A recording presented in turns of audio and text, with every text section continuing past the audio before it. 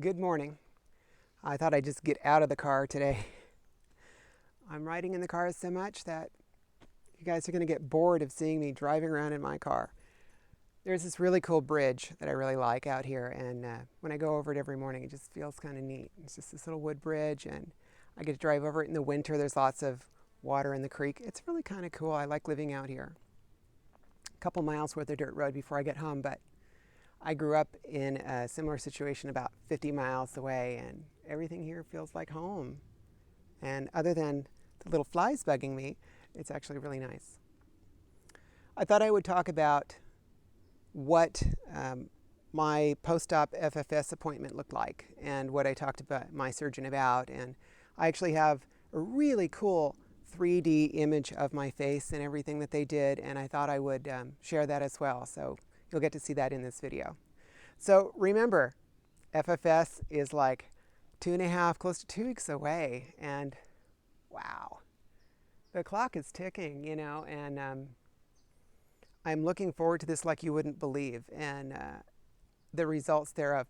But the thing that I don't look forward to is the recovery and the inconvenience more than most of anything. It's like you're down for a good month. And I'll be at work within a week or so and hanging out and not really doing much, but getting things done, answering phones, and, doing what I'm supposed to do. So I'll be busy. It's not like I won't be completely down for the whole time. I'm not looking forward to being down. Ugh. And bees. I don't like bees. These little flies are crazy. So I went to my surgeon's office, and I waited to see him, and I was in the lobby, and something really horrifying and disgusting happened.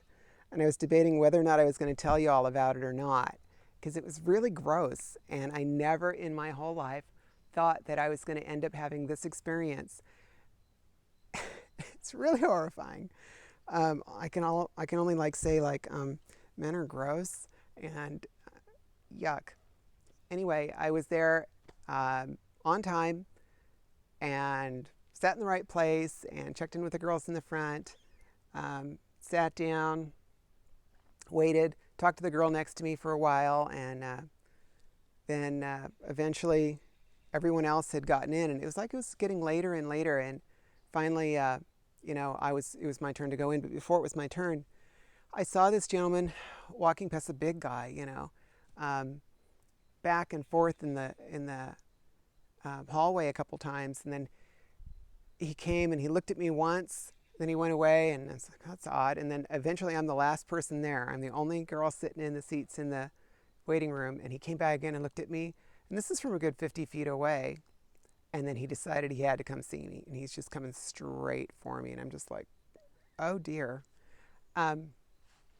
Kind of like, I don't know if you call it like a gangster walk or something. I don't know what he was doing. It wasn't like a normal walk, but he was doing this like weird strut thing coming up to me, and I'm like, oh God. And he gets closer, and he's got his hands in his pants, messing with himself, and he's telling me he has a rash. And I'm thinking, oh no, this person's not all there. This person's not dealing with a full deck. So I just kind of look away and sit, and then he sits about 10 feet to my left and proceeds to just mess with himself, stomp around and grunt. And I'm just kind of looking at the girls in the front, like desperately looking at them, and they see me and I see them, and they know what's going on, and they already know something else with him, so they're calling security, and I'm like, this is so terrifying, yuck. And then they called me in, the door was to my right, so I just got up and went in there real fast. I'm like, oh my God, this gross thing is happening. They're like, do we have to call security? And I'm like, no, because I could actually see that security was already on the way. And it was just so, it was like, oh my gosh, are you serious? It's so gross. But that happened. Never thought that would happen to me, but that happened. Yuck. So I guess I shared that for I don't know what reason other than living in the world of females has been an eye-opening experience, and things happen that you just don't expect. And that was definitely one of them. So, yuck. Anyway, So I got in the doctor's office and I talked to the girls there for a while, and we just discussed a lot of my medical history and the things that were going on and what we're going to do. And then the surgeon came in and I sat down. He's really nice and very polite. And the first thing he says is, "Oh, I see that you have a new hairpiece." No, it's mine. Overprocessed, color treated, gray roots. Yeah, I hunted hard for this wig, you know. Blah. What can I say? What prompted that? So he's like, "Oh, well." And then he showed me the first picture of when I came in there a long time ago. And I looked at that very first picture and thought, "Oh my gosh, please burn that hideous thing. It is just so, so bad." I couldn't believe how bad it was. It was like really terrifyingly bad. So anyway, we looked at this horrible picture of me, and then we took some more pictures of me. We talked about what it is my goals are for FFS, and we discussed the whole process. Bringing down the hairline, bringing the peaks down too. He's going to like somehow drag the peaks down. Then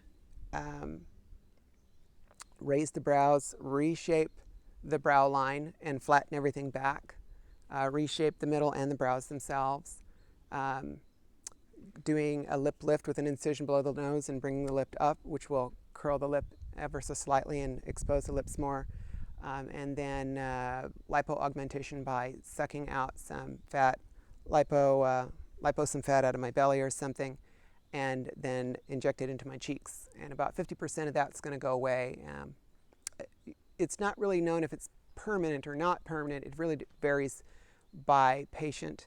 Everyone's a little different. So I'm hoping, since I have had plenty of fat that won't go away, that this will be true as well, and this particular fat in my cheeks won't go away. So that would be nice. Other than that, we decided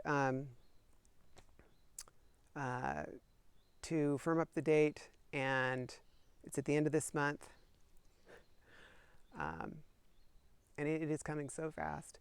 And then we went over all of the post and pre and the friends I have that are going to be staying with me and that I'll be in the hospital for a night for observation due to the length of surgery time. He slated 500 minutes in the surgery suite in order to do my work.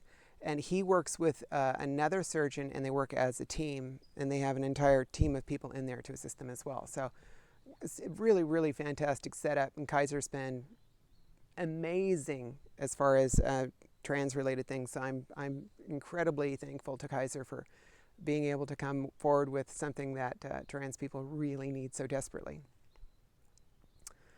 I went over with his PA to another room where they had 3 cameras, 2 cameras down here, 1 camera up here, and a little mirror in the middle. And I sat just so, and we positioned me.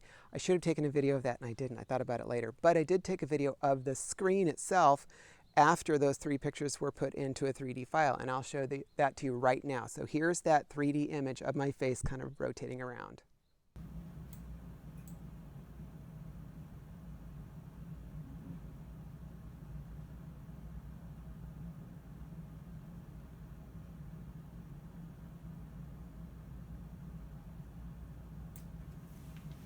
So that's kind of neat, isn't it? I was really impressed with that. Actually, I wish I'd had the 3 pictures of my face before they got put into the 3D file. It was actually a decent picture.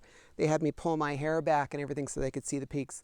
And I thought the pictures were actually pretty good. I was rather impressed with my pictures on that. So it was interesting. But I'm assuming they're going to do that again afterwards, and there'll be some kind of comparison where we can see the 2 together. And that'll be kind of cool. So I'm looking forward to seeing what that difference is over time. Beyond that, I had a really super positive experience, other than something really kind of yucky happening in the waiting room that has nothing to do with Kaiser, nothing to do with the way they treat you. They were on top of that right away. And it does happen. I mean, this is probably some person who has mental problems who wandered in from the street, you know. They knew that he was a problem. They were already on top of it before I even said anything or looked at the girls to say something, you know. So I remember seeing the security people coming and then heading in his direction. And other than being really yucky, it was harmless. But I just kind of froze and didn't know what to do and just kind of looked the other way. I'm not a confrontational person, so I just could not imagine. I was talking to my aunt about that, and she says that's what you do. If you can, you remove yourself from the situation and just do not call attention to yourself because it's the last thing in the world you want to do. I have to agree. You don't want to like engage a person like that. So that's what's going on. I thought instead of driving today, I would just show you my favorite little bridge. It's my favorite little bridge. And I always know that I'm about halfway home when I can see the speed limit sign and the 38-ton sign, and it reflects in the light. And I'm usually coming home at like midnight, because I'm always out. And so that tells me I'm about halfway home, and then I have to go up the hill. But I love it here. I really do. I mean, I don't get to stay here forever. My friends are really being kind and, letting me have a place while all this is going on. But I really enjoy it out here. I wish I had a way to have something for myself that was out here, maybe tiny home or something. Who knows? Maybe after all the surgeries are done, we'll do something on Jackie Builds a Tiny Home. So that's it for today. I hope all of you have a fantastic weekend. I'll upload this today, and hopefully everything goes well for you. Remember, I care about what's going on with you, and you are not alone. The biggest message that I want anyone to know is you are not alone. That's the biggest thing that helped me get through things, knowing that there's others, that I'm not on my own, that I'm not alone. And remember when I tell you, you are not alone. And if you need someone to talk to and you have nobody in your sphere of influence and you really need to just converse, remember there's transgenderpulse.com. Fantastic people there. They have one of the best resources I've ever seen for finding a therapist in your area. I used that resource myself. I found a therapist in my area. That was my first therapist. And I'll tell you something, that was really the biggest gift to myself I ever received. And they have suicide hotlines. So if you're having real problems and real struggles, that is exactly what they're there for. You should absolutely use that resource. There is no harm in using a resource of that nature. In fact, there's only good that comes from it. So please, by all means, if you need it, use that resource. Take care of yourself. Remember, I care and you're not alone. Have a fantastic weekend. See you next time. Bye.